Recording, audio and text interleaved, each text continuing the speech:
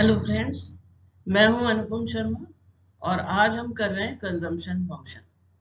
जब हमने aggregate demand किया था तो वन ऑफ द कंपोनेंट्स था कंजम्पशन, यानी उपभोग। उपभोग कौन कर रहे थे? हाउस होल्ड कर रहे थे, परिवार क्षेत्र कर रहा था और प्लान कर रहा था फॉर 1 ईयर। ठीक है, तो चलो अगर हम आपके देखते हैं, आपके पेरेंट्स हैं, आपके फादर हैं, आपके मदर में भी वर्किंग हैं, या हो सकता है कोई जॉब कर रहे हो, या हो सकता है कोई बिजनेस कर रहे हो, तो उनकी आय का साधन है। तो वो आपको क्या लगता है कि वो सारा खर्च कर देते हैं कि कुछ सेव करते हैं? तो इसमें हम आगे और भी देखेंगे कि जैसे कुछ लोग हैं उनकी कुछ भी आय नहीं है, फिर भी वो कंजम्पशन कर रहे हैं, कैसे?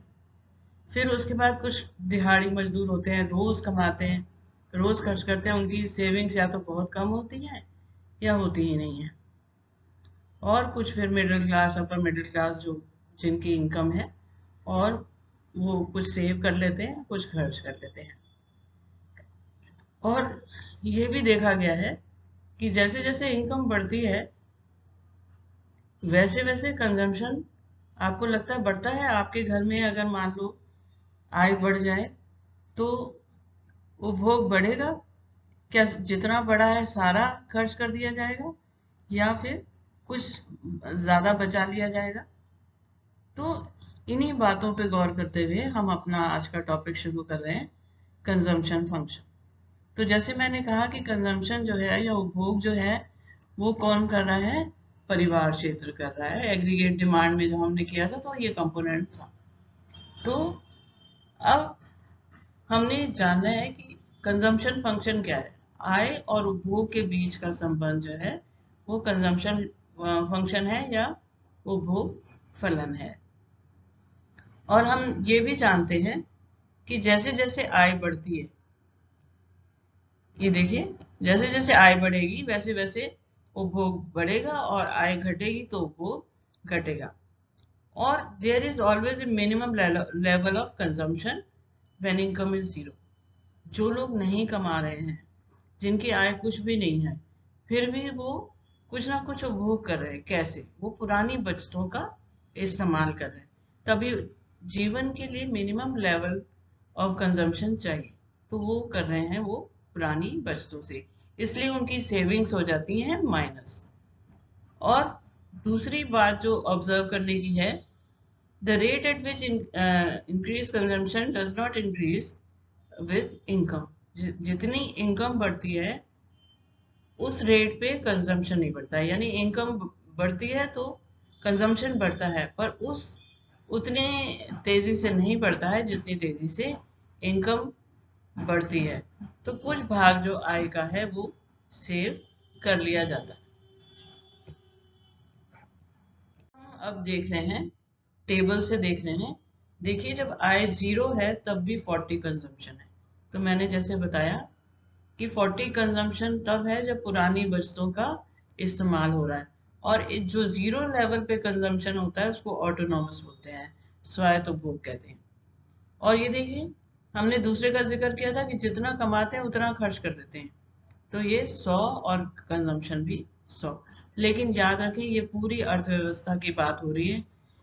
पूरी अर्थव्यवस्था में सारे परिवारों द्वारा मांग की बात हो रही है, सभी वस्तुओं और सेवाओं की मांग की बात हो रही है। अब देखिए, इनकम बढ़ के हो गई 200, तो कंजम्पशन हो गया 60, 160। फिर 300 हुई तो 220। मतलब क्या है कि जिस तेजी से इनकम बढ़ रही है उतनी तेजी से कंजम्पशन नहीं बढ़ रहा है। और इसी को हमने ग्राफ से दिखाया है कि देखिए, इनकम जीरो होने पे भी आप देखिए कंजम्पशन जो है ये यहाँ पर 40 दिखा रहा है। तो इसका मतलब ये है कि ये पुरानी बचतों से काम हो रहा है। देखिए, graph shows that when income is zero then consumption is 40। 40 है कंजम्पशन। ठीक है, ये कंजम्पशन वक्र ये वाला, ये है ये वाला, और ये यहाँ से शुरू हो रहा है। तो इनकम जीरो भी है तो भी कंजम्पशन हो रहा है। लेकिन आप देखेंगे इसका स्लोप जो है वो अपवर्ड तो है, पर आय से कम है।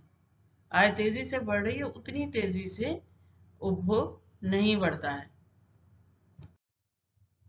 अब हम करेंगे difference between APC and MPC. अब पहले हम देख लेते हैं कि एपीसी क्या है और एमपीसी क्या है।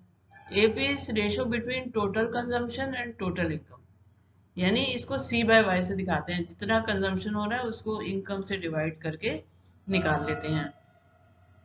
तो it shows consumption per unit of total income, total income पे कितना कंजम्पशन है उसको दिखाते हैं। और MPC marginal propensity to consume, सीमांत उपभोग प्रवृत्ति।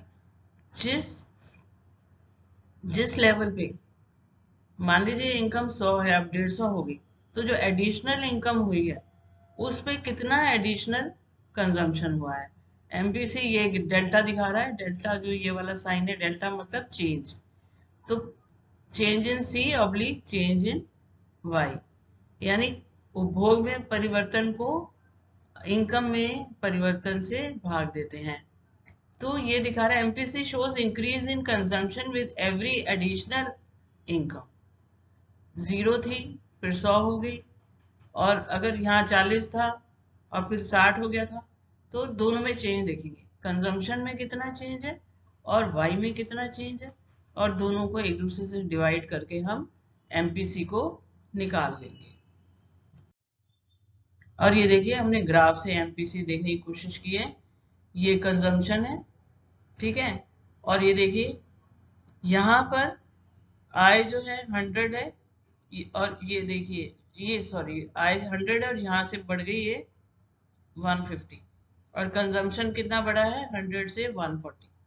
तो हम change in C by change in 40/50 करके 0.8 निकाल सकते हैं। अब इसका एल्जेब्रिक, इसका जो फॉर्मूला है निकालने का, कई बार ये एग्जाम में बच्चों आ जाता है।